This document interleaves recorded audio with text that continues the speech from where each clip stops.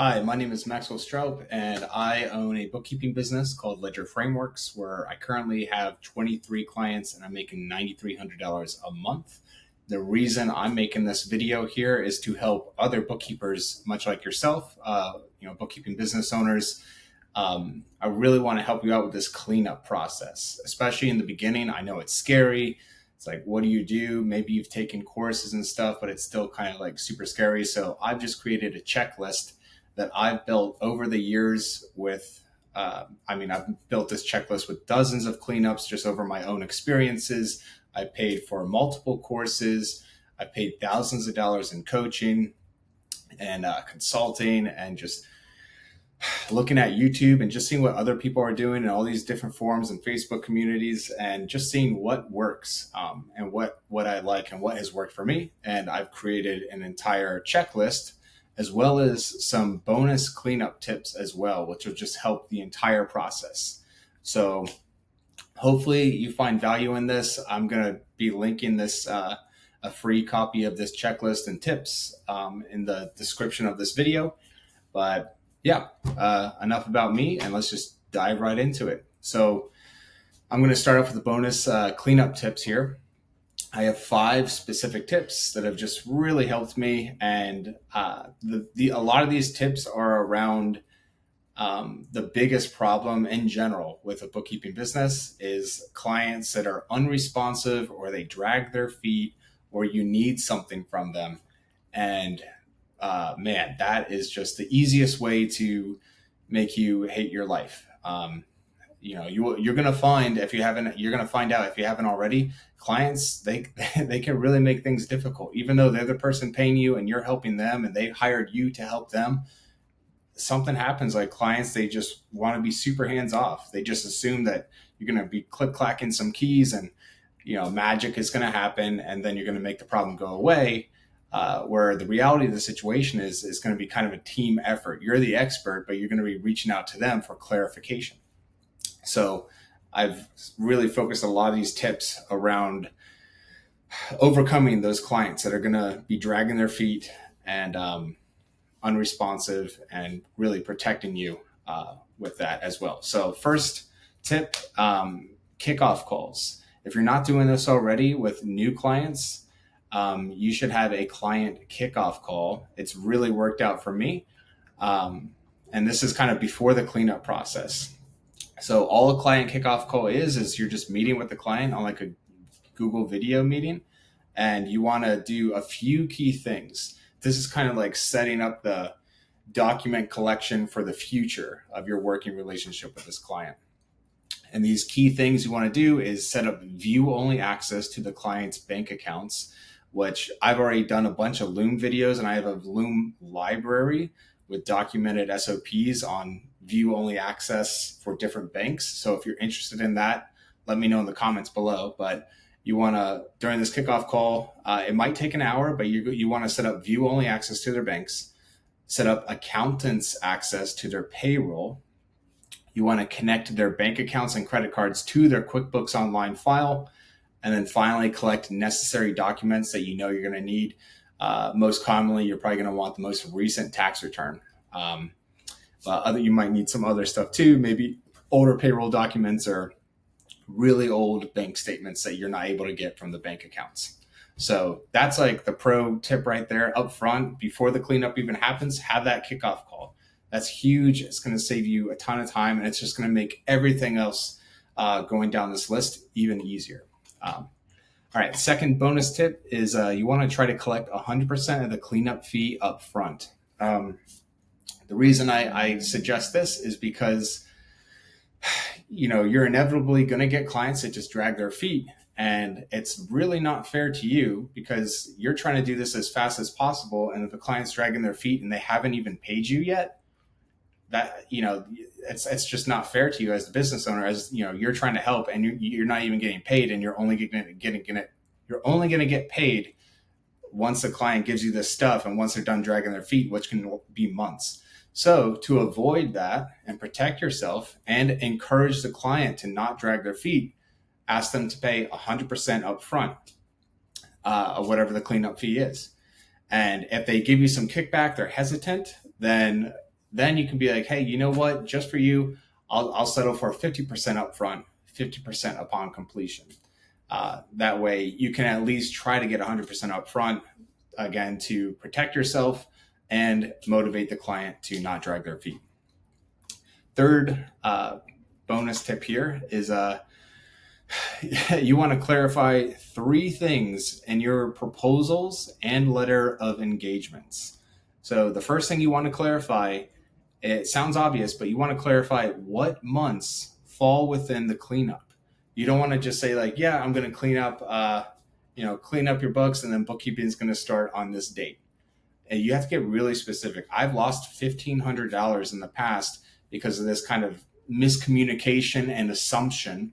The client thought I was going to do an entire year of a cleanup for a bookkeeping, but the problem was it was like halfway through the year, and they just assumed like, oh, that fee is for the cleanup to catch us up in the year, and it's for the rest of the year too for bookkeeping. It's like, so just protect yourself. Clarify, hey, the bookkeeping, the cleanup is going to be for this month and this year all the way to this month and this year for a total of X amount of months. And it's going to be X amount of price. So really clarify that. And then you want to clarify when the monthly bookkeeping is actually going to start and when the fee is going to start and how much that fee is going to be. So again, you can like clarify, hey, this is the date range for your cleanup and how much it'll cost. And then I'm going to start charging you $1,000 on this date for monthly bookkeeping. And what that does is protects you again from the client dragging their feet, because I've had it in the past where a cleanup takes so long that months will go by, and suddenly these months that you're not touching because they're not involved in the original cleanup, now it's like a second cleanup is stacking up in the background. And once you finish the first cleanup, you've got a second cleanup like that you haven't gotten paid for yet. And now it's going to be, you have to like communicate this to the client. It's like, hey, you paid me for the cleanup, but you took so long. And now it's like, we got these 4 months that I need to catch up now. And so it's just going to be like a rough start. So instead, just let them know, I'm going to start charging you monthly bookkeeping on this date for this amount, as well as the cleanup as well. So really clarify that. And then finally, have expiration dates on your proposals and letter of engagements. This has definitely burnt me in the past and just caused like miscommunication with any prospects and clients. You just let them know like, hey, like this is what it's going to cost to work with me. This is what I'm going to do. This is the cleanup date range and how much the cleanup will cost. This is the bookkeeping start date and how much the monthly bookkeeping will cost. And if everything looks good to you, give them like a 2 weeks expiration. Like you have 2 weeks to decide if you're happy with this price or not, of this proposal. As opposed to what will probably happen is the client again drags their feet, takes forever to respond to you. And then 4 months down the road is like, oh yeah, hey, that proposal, that works out for me. But in reality, it's like, well, sorry, dude, like 4 months has gone by. Like things have changed. There's like another 4 months I got to do for your cleanup. So just don't fall in that trap and really set an expiration date. All right. So fourth pro bonus tip here is schedule weekly call-ins with the client. Again, this is, I say, keeps everyone accountable. It's really just the client. Again, the biggest roadblock in all of this. You want to schedule like a video weekly call. You can say it's for 30 minutes. It doesn't always have to be 30 minutes. It could be 5 minutes. It could be less. But the point of this call is to check in once a week, update the client like, hey, this is what I've done. This is what needs to happen. This is what I need. And then the client might have some homework. It's like, hey, can you please send me this one document? And then maybe a week goes by, you didn't get that document, and you can just check your notes like, hey, this is what I've done. I wasn't able to do anything else because I need this document. Do you have this document? And then the client's going to be like, oh, wow, no, I didn't give you that document. And that's when you can say on the call, like, cool, can you do that right now? And then at the end of these weekly video calls, before you're like, all right, have a good day, ask them like, all right, pull up your calendar. What day works for you next week for the same video call? And again, it doesn't have to be 30 minutes. It could just be a quick like, hey, this is what I've done. This is what I'm going to do. Just letting you know. And then that's it. It could be a 1 minute call. But it's a great way, again, just to like keep everyone on the same page and keep the client moving.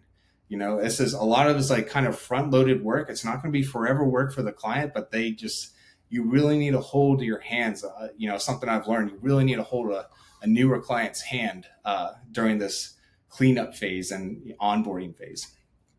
And then what else do we have here? The fifth bonus tip that I've just kind of discovered myself, this has personally helped me a lot, is you want to leave little notes. Every time you work on a cleanup project, you always want to answer 2 questions and leave yourself notes. What did I do? And what needs to be done next? And you can make like a little bulleted list for each question. But every time you're working on a client's cleanup, maybe you have multiple cleanup projects going on, or maybe you just have one big cleanup and the client's unresponsive, and then they finally respond 4 weeks later. And then you go back in the QuickBooks file and you're spending like 30 minutes, an hour just trying to figure out like where you last left off, what's going on.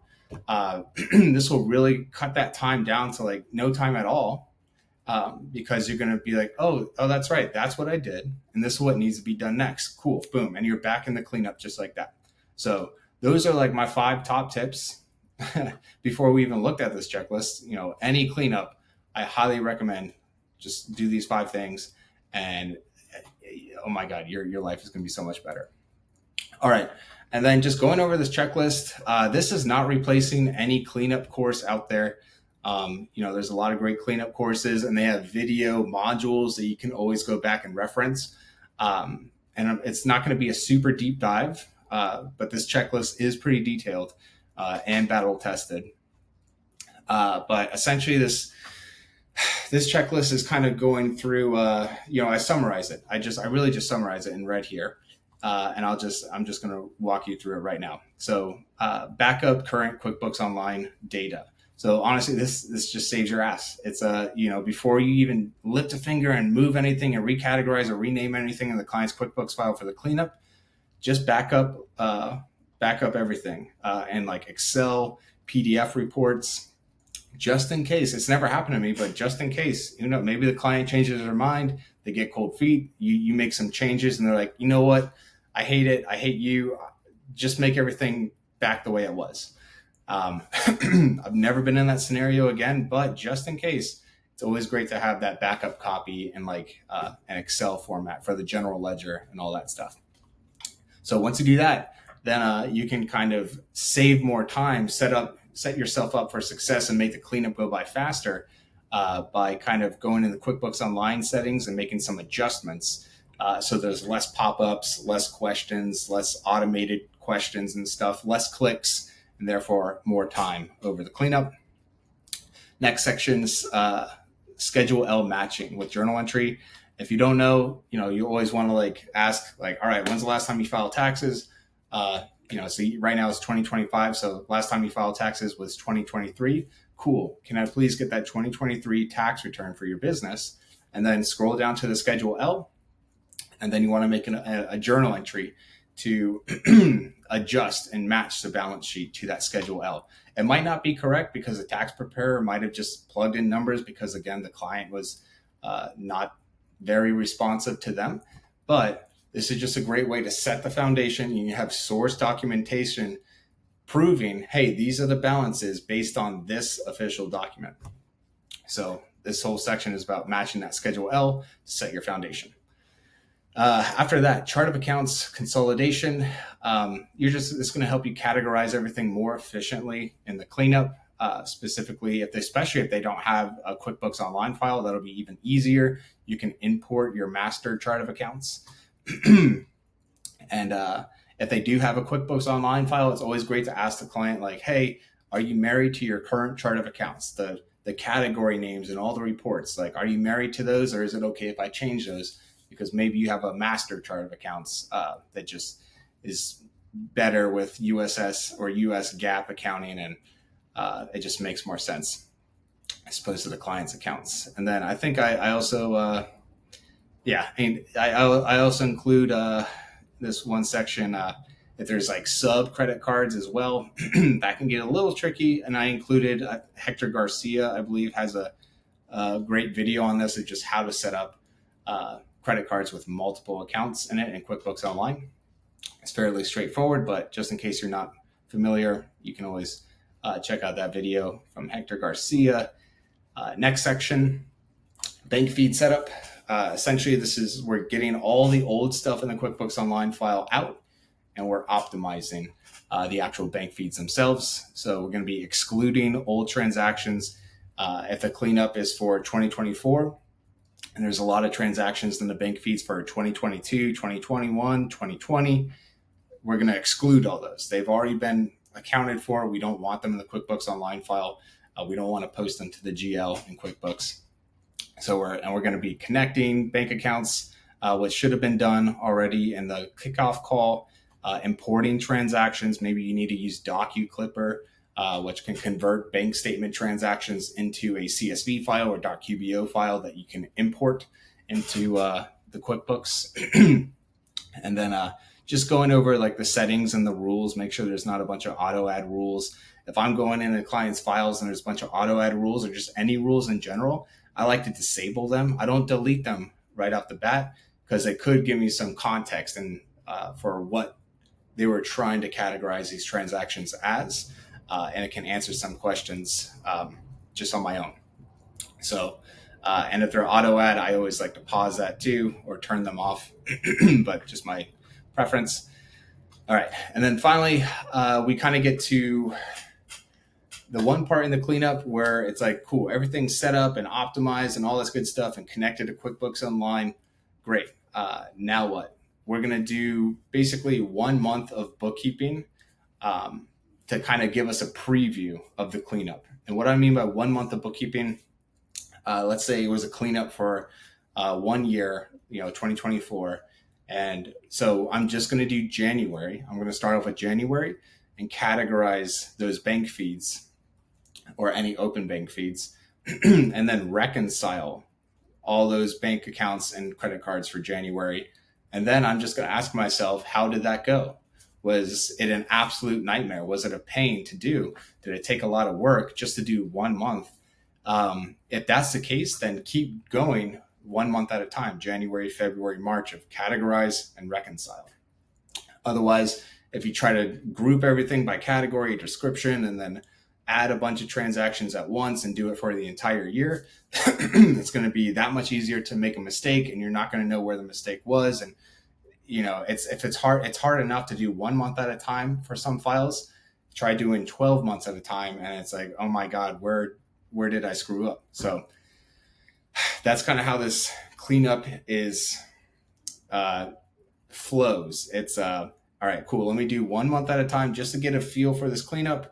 All right, if it was super easy, I can like move into the faster stuff. But if it was really difficult, then I'm going to keep doing 1 month at a time.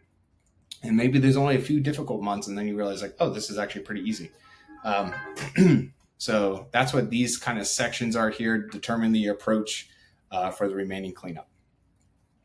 All right, after that, it dives into the faster method of like, hey, just go through these steps to categorize transactions as fast as possible. And then reconciling all the bank accounts and credit cards, loan accounts as well, just as fast as possible. And then we kind of jump into undeposited funds. Maybe the client is using invoicing in QuickBooks Online. And undeposited funds might just be an absolute mess. You can still try to, during the actual categorization part, you can try to match all these deposits to any undeposited funds, but that might not always be possible because the client could have really screwed things up, or whoever was doing the bookkeeping. And if that's the case, then Veronica Wasek does a great job making this video where it's basically using the undeposited funds cleanup strategy. I'm not going to dive into that. This will make this video even longer, but highly recommend that if a client just has an absolute massive undeposited funds nightmare, which I've dealt with a few times in the past. After undeposited funds, again, just like go over reconciling loan balances, any vehicle loans or lines of credits, credit cards, or building loans, any SBA loans, stuff like that. Anything that was financed to the client, it's always great to have, reconcile of those as well. And maybe you can't always get the source documentation, so it's always great to have like your own amortization calculator and schedule in spreadsheets. And then you can just create your own amortization schedule and split off interest and principal and reconcile loan balances with that amortization schedule that you created yourself. If the client can't give you source documentation or access to it. All right. And then what else? All right. So at this point, we really like categorized everything and reconciled as much as we could and cleaned up undeposited funds and all that good stuff. And you've probably stacked up a bunch of transactions in the Ask My Accountant category. And at this point, I always like to review before I just like send it to my client. I always like to review the Ask My Accountant category in the report because you spend a lot of time now in the client's books and you're more familiar, you have more context. So this is a great way to ideally just ask the client less. The more you give to the client and the more you ask of the client, the less willing the client's going to want to answer or respond. If you gave them a list of 100 transactions, you're like, hey, I need your help with this, versus like a list of 10 transactions, the client's more likely to respond to like, oh, it's only 10 transactions, great. But 100 transactions, it'll feel overwhelming to the client and they're going to just, they're just not going to respond. So if you can, try to answer those Ask My Accountant questions that you've stacked up. And then after that, this section is just kind of scheduling and preparing a QuickBooks Online Ask My Accountant report for the client. And maybe any notes you might have taken along the way of just general questions about their business. So, once you prepare for the client meeting, you can attach this little section. I just have it like attach these reports to the Google meeting itself. And that way the client could actually view them if they want. And, you can have some quick documents you can pull up as well during the meeting. And then finally, just have a meeting with the client. Be like, hey, I categorized everything and reconciled all this stuff and did all this stuff. And I had some questions. Can you help answer these questions? That's what this section is. All right. And then you want to make some finishing journal entries. This is going to make the client's tax preparer love you. But just matching like purchase agreements for any assets, payroll, you want to match the W-2, W-3s. You want to split off officer wages. So the owners of the business, you want to split those off as officer wages, and you want to split those off away from staff wages or employees. Don't just have like payroll wages, have officer and staff wages. That will make the tax preparer love you and therefore probably refer more clients your way. And then after you make your adjusted entries, just double check your work. This is kind of a no-brainer, but just go through all these different reports and see if there's anything that looks off. And then finally, once you double check your work, you can have an actual post cleanup review with the client. Maybe you'll have some more questions, but just show the client like, hey, this is what I've done. This is where we're at. Like everything's caught up to date. How does it look like to you? Do you see anything that looks off? And it's just a great time to kind of go over and review your work with the client. And oftentimes the client will be thrilled. If you've done a good job, the client will see it and they'll be like, oh my gosh, this is great. This makes so much sense. Thank you so much. And then a bonus tip, if they're very happy after this cleanup, that's when you ask them for a Google review. You always want to ask for Google reviews when people are absolutely stoked and excited and you hit a home run and they're super happy with you. Now you want to ask for a Google review because it's very unfortunate, but even like your friends and family, if you try to ask for a Google review and you haven't like done anything for them immediately, like in this moment, that Google review probably isn't going to come. So that's it. This is my quick summary overview of just my top tips. And this checklist has really helped me with any cleanups that I get.